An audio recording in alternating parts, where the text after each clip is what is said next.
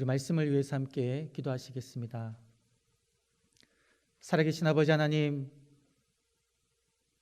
주님의 말씀을 받습니다. 우리의 모든 마음의 문이 열려 주님을 바라보게 하여 주시고 선포되어지는 주님의 말씀에 믿음으로 아멘으로 화답하게 하여 주옵소서. 부족한 종을 세우셨사오니 성령 하나님 주장하여 주시어서 온전히 하나님의 말씀만 선포하게 하여 주옵소서. 감사드리옵고 구주 예수님의 이름으로 기도드리옵나이다. 아멘. 할렐루야. 저희 가정에서 예배드리시는 성도님들도 또 우리 함께 예배드리시는 성도님들 서로 반가운 눈빛으로 또 목소리로 인사하겠습니다. 함께함이 참으로 복됩니다. 하나님이 크신 해 주실 줄 믿습니다. 또 우리 각 가정에서는 사랑합니다 라고 서로 말씀하시면 좋겠습니다. 함께 예배드림이 얼마나 큰 기쁨인지 알지 못하겠습니다. 제가 오늘 말씀 한 절을 로 시작하고자 합니다. 시편 119편 18절 말씀인데, 나의 눈을 열으사 주의 율법에서 놀라운 것을 보게 하소서. 나의 눈을 열으사 주의 율법에서 놀라운 것을 보게 하소서. 오늘 이 시간 우리가 하나님께 예배드리면서 우리의 눈이 열리고 우리의 마음이 열려서 하나님의 말씀을 통하여 놀라운 것을, 기이한 것을 보게 되는 은혜가 있기를 간절히 소망합니다. 지난 주일은 저희들이 부활절 예배로 하나님께 예배를 드렸습니다. 오늘은 교회 이력으로 말하면 부활절 후 첫 번째 주일입니다.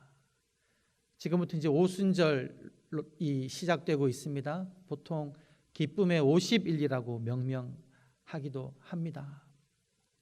오늘은 부활절 첫째 주일날 하나님 말씀을 통하여 부활의 소식을 들었던 그 제자들의 마음 상태가 어떠했는지, 그리고 예수님께서 제자들에게 원하시는 삶은 어떠한 삶이었는지를 함께 살펴보고자 합니다. 여러분, 예수님께서 부활하셨다는 소식을 제자들이 들었고요, 그리고 보았는데 그때 그들의 마음은 어떠한 마음이었을까요? 몇 가지 단어들이 그들의 마음 상태를 나타내 줍니다. 놀라움이었고요, 그리고 두려움이었고, 그리고 의심이었습니다. 예수님의 부활의 소식을 들었을 때에 그들의 마음속에 놀라움과 두려움이 일어났습니다. 그리고 의심하는 마음이 일어났다라는 것이지요. 안식 후 첫날 여인들이 향품을 가지고 무덤에 가서 그 여인들이 천사를 만나 빈 무덤을 보고 예수님이 부활하셨다는 소식을 들었을 때에 그들이 처음에 놀랍고 두려워했습니다. 그리고 그들이 예수님을 만나고 난 이후에 예루살렘 성에 머물러 있는 제자들에게 달려가서 예수님이 부활하셨다라는 소식을 전합니다. 그때 그 소식을 들은 제자들의 반응은 무엇이었냐면, 누가복음 24장 11절을 보게 되면 이렇게 이야기하고 있습니다. 허탄한 말로 여겨 믿지 아니하였다. 허탄하다, 엉뚱한 말이라는 것이죠. 헛된 말이라는 것입니다. 죽은 사람이 어떻게 부활할 수 있느냐, 허탄한 말로 여겨서 믿지 아니하였다 그럽니다. 그리고 베드로와 요한이 이제 무덤으로 달려가서 무덤 안을 들어가서 보니까 무덤이 비었더라. 그때 어떻게 성경은 기록하고 있냐면, 참 놀라운 일이구나. 그리고 기록이 끝납니다. 그리고 누가복음 24장을 보게 되면 그 두 제자, 이 두 제자는 12제자에게 포함되지 않은 두 제자인 듯합니다. 한 명의 이름은 글로바지요. 그 두 명의 제자가 예루살렘에서 떠나 그들의 고향인 엠마오로 갑니다. 가면서 그들이 예루살렘 성에서 일어났던 일들을 이야기하는데, 그들의 말을 보면 그들의 마음속에 무엇이 있었냐면 실망하는 마음이 있었습니다. 이 예수라는 사람이 우리 이스라엘을 속량할 자로 여겼는데 십자가에 달려 죽었다라는 것이죠. 그리고 3일이 지나고 난 다음에 어떤 여인들이 천사를 만나서 예수님이 살아나셨다는 이상한 소리를 하는 걸 들었다, 이렇게 이야기합니다. 예수님이 부활하셨다는 소식을 들었지만 이상한 소리다. 그리고 실망한 마음을 가지고 예루살렘을 떠나서 그들의 고향으로 갔다 하는 것이죠. 그때 누가 나타나셨습니까? 예수님께서 나타나셨습니다. 그리고 물으십니다. 너희가 지금 이야기하고 있는 것이 무슨 말이냐? 예수신지 알아보지 못하는 겁니다. 그리고는 그들이 이야기했죠. 이 예수라는 사람, 이스라엘을 속량할 자로 바랐는데 죽었다. 실망하는 마음이 크다. 그때 예수님께서 그렇게 말씀하십니다. 미련하고 선지자가 말한 것을 더디 믿는 자여. 인자가, 메시아가 고난을 받고 이렇게 고난을 받고 난 다음에 자기 영광에 들어가야 할 줄 성경이 이야기하고 있지 않느냐라고 말씀하시면서 율법과 선지자 예언서를 통해서 말씀을 쭉 설명해 줬습니다. 그때도 그들은 알지 못했죠. 예수님이신지. 그러고 난 다음에 마지막에 떡을 뗄 때 예수님인 줄 알고 이들이 또 그 밤에 예루살렘 성으로 돌아가서 그 모여있는 제자들에게 자기들이 경험한 일을 이야기합니다. 예수님이 살아나셨다고, 예수님 우리를 만나주셨다고. 그런데 그 소식을 듣고도 마가복음 16장 13절을 보게 되면 제자들이 그 엠마오로 가는 길에서 예수님을 만난 그 두 명의 말을 듣고서도 믿지 아니하였다 그럽니다. 예수님은 부활하셨는데 그 소식이 증거되어지고 있는데 대부분의 제자들은 놀랍게 여기거나 믿지 않거나 두려워하거나 의심했다라는 것이죠. 여러분, 우리가 예수님의 부활 사실을 믿고 있다는 것은 기적 중의 기적입니다. 쉽게 믿을 수 있는 것이 아니라는 것이죠. 쉽게 믿어지는 일이 아니라는 겁니다. 혹자는 그렇게 이야기할 수 있습니다. 예수님을 보면, 직접 두 눈으로 보면 믿을 수 있지 않았을까요? 그런데 여러분, 우리가 오늘 누가복음 24장 앞부분을 계속 쭉 보게 되면 예수님을 본다고 해서 그 마음에 믿음이 또 바로 생긴 것은 아니었습니다. 엠마누에서 올라온 두 제자가 제자들에게 가가지고 예수님이 살아나셨습니다, 우리가 만났습니다 이야기하고 있을 때에 예수님께서 그곳에 오셨습니다. 나타나셨습니다. 그리고 그들에게 말씀하시죠. 너희에게 평안이 있을지어다. 이렇게 말씀하신 예수님을 보고 이 제자들은 어떻게 반응을 하냐면 놀라워하고 두려워하며 유령이다, 영으로 생각했습니다. 영. 우리나라 말로 말하면, 좀 더 쉬운 말로 말하면 유령이 나타났다 이거죠. 전통적인 얘기로는 귀신이다 이런 겁니다. 못 믿었다는 것이죠. 그때 예수님께서 왜 너희가 놀라워 두려워하며 너희 마음에서 의심하느냐, 내 손에나 못자국과 내 발의 못자국을 봐라 하고 보여주셨습니다. 그런데 너무나 놀랍게도 그 손과 발에나 못자국을 보고도 아직 제자들은 믿지 못했다고 지금 이야기하고 있습니다. 놀랍지 않습니까? 몇 번 정도 지금 믿지 않았다라는 말이 나올까요? 한 6번 정도 이상 됩니다. 그때 예수님께서 말씀하시죠. 무슨 먹을 것이 있느냐? 그래서 제자들이 생선을 줍니다. 구운 생선을 주죠. 그리고 예수님께서 그 구운 생선을 이렇게 쭉 드십니다. 영은 음식을 먹을 수가 없죠. 그러다 내가 몸과 뼈를 가지고 있으니 이 생선을 먹는다라는 것을 제자들에게 보여준 겁니다. 그러고 난 다음에 예수님께서 오늘 읽은 말씀 44절에서 이렇게 이야기합니다. 내가 너희와 함께 있을 때에 나에 관해서 기록되어 있는 성경에 있는 모든 예언들이 다 이루어질 거라고 말한 것이 바로 이것이다. 내가 너희와 함께 있을 때에 계속 말하지 않았느냐라고 말씀하시면서 45절 말씀을 보게 되면 그들의 마음을 여시사 그들로 하여금 말씀을 깨닫게 해주셨습니다.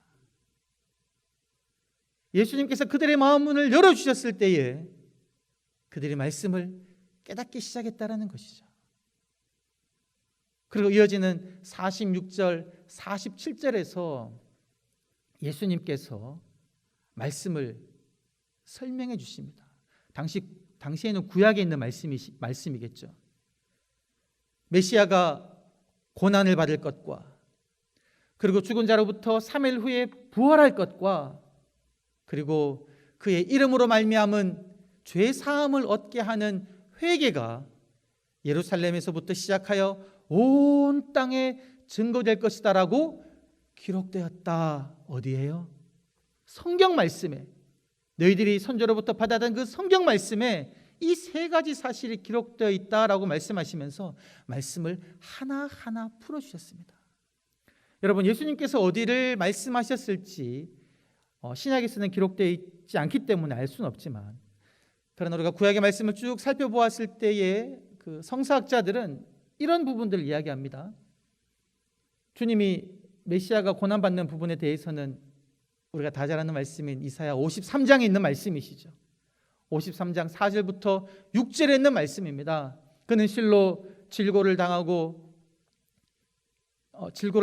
우리는 생각하기를 그는 죄를 지어 형벌을 받아 하나님께 그런 고통을 당한다고 생각했다. 그가 찔림은 우리의 죄악 때문이요 그가 상함은 우리의 죄악 때문이라. 그가 징계를 받음으로 우리가 평화를 누리고 그가 채찍에 맞음으로 우리가 나음을 입었도다.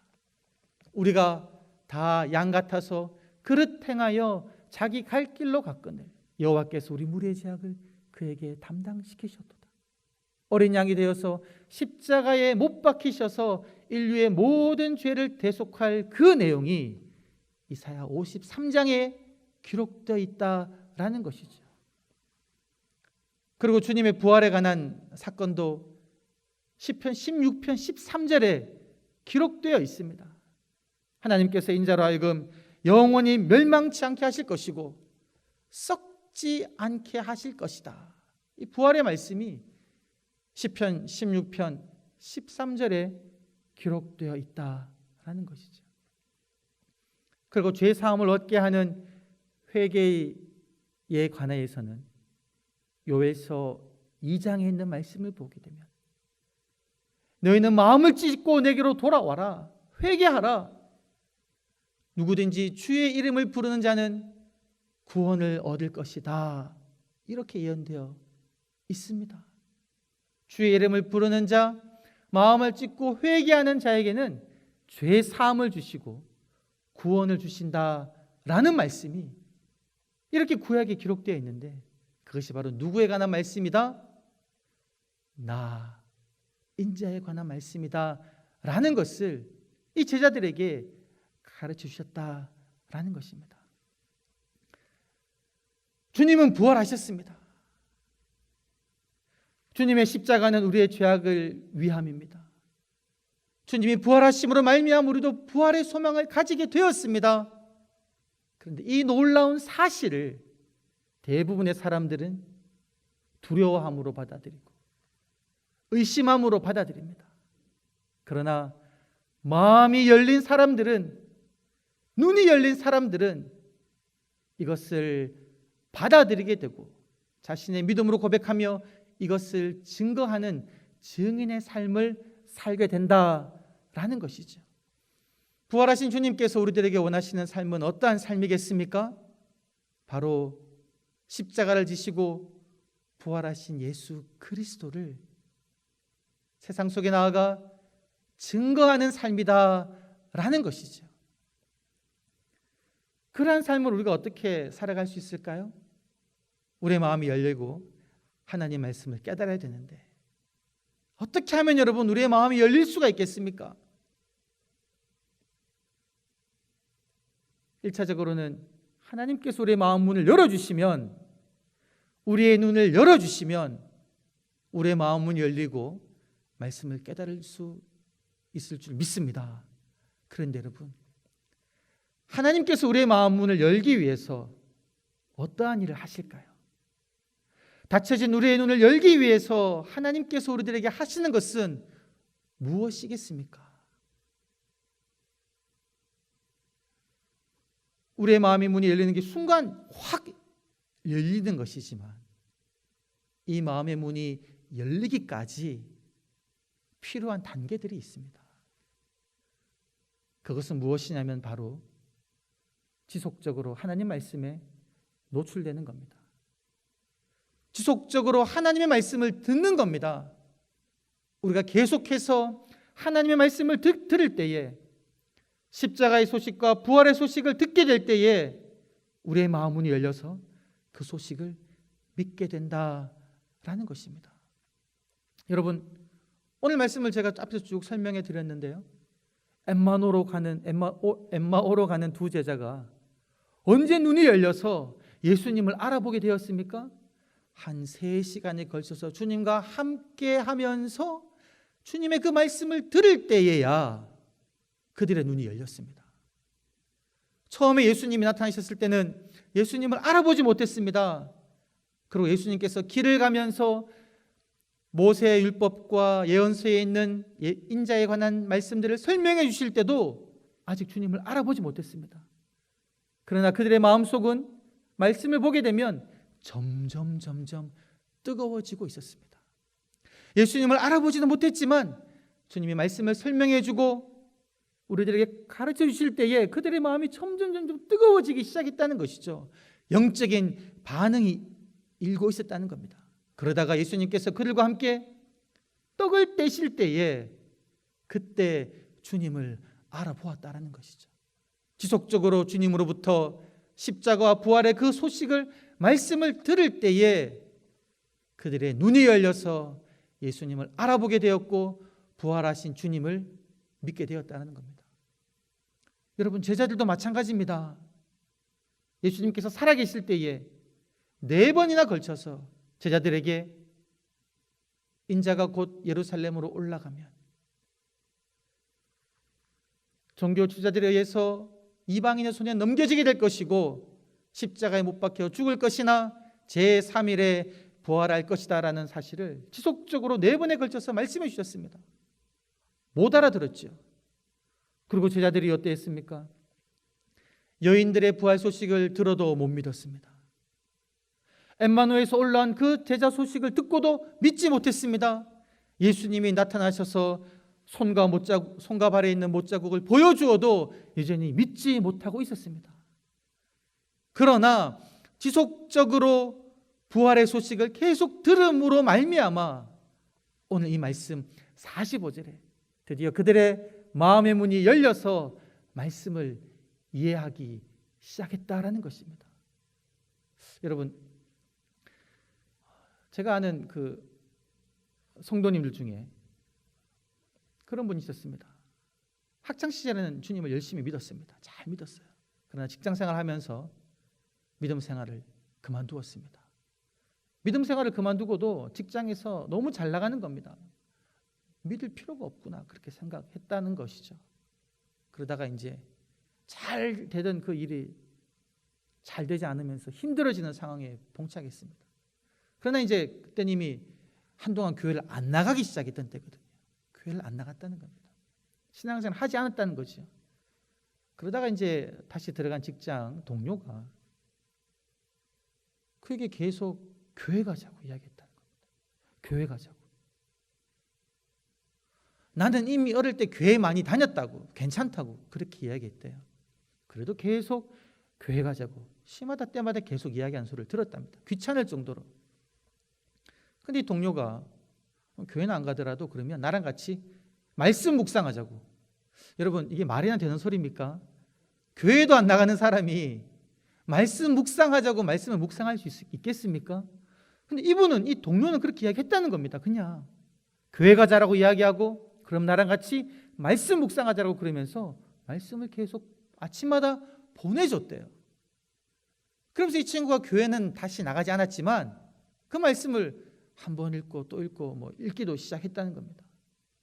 그런 와중에 이전에 다녔던 그 교회 권사님이 가끔씩 그에게 전화를 하는데 그때도 그에게 전화를 해서 이제 다시 교회에 나와야 되지 않겠냐고 이야기했다는 겁니다.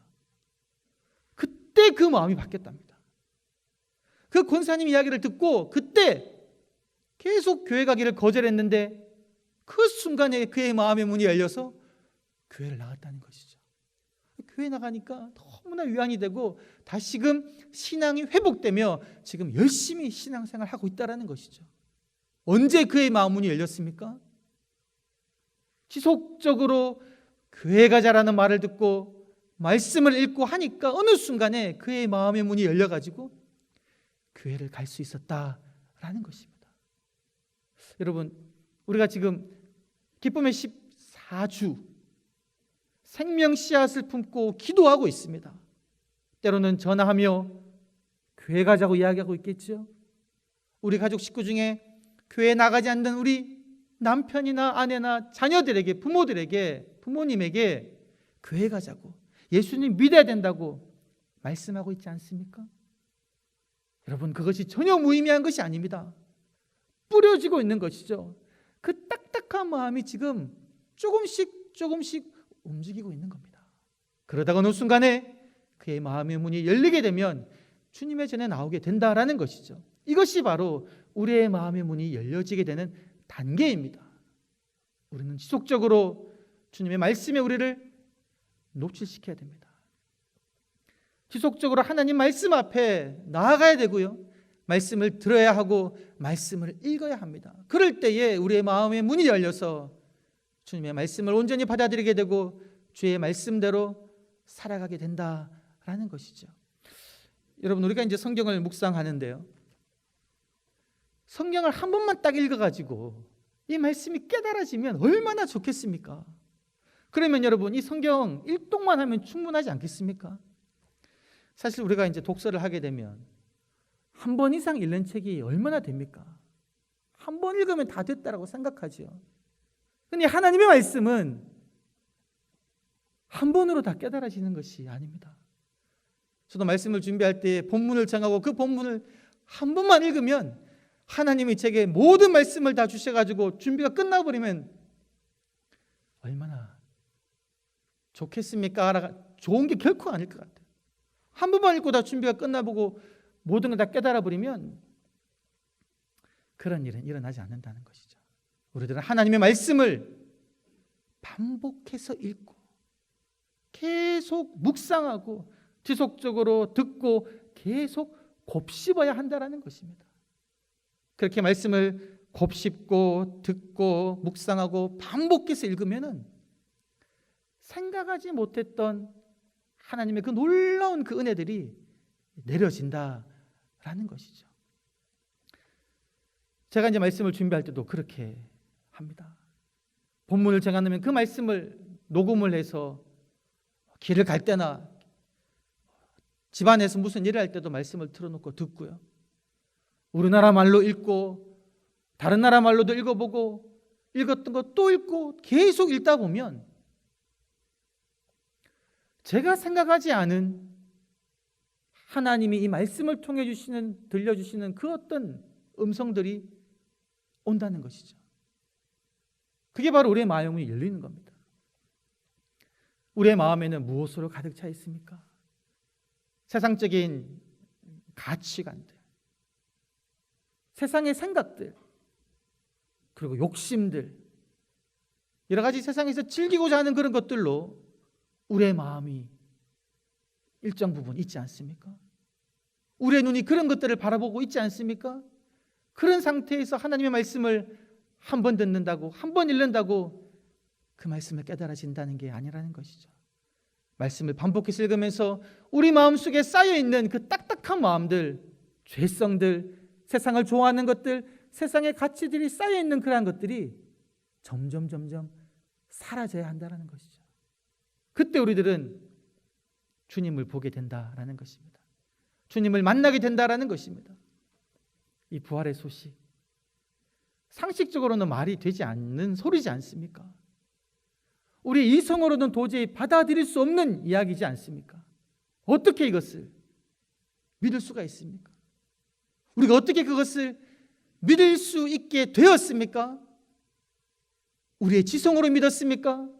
우리의 이성으로 믿었습니까? 아니라는 것이죠.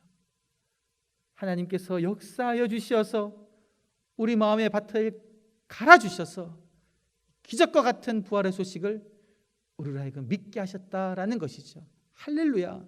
이러한 은총을 받은 우리들이 오늘 말씀 47절에서 48절에서 주님이 말씀하신 것처럼 이 일에 너희가 모두 증인이라.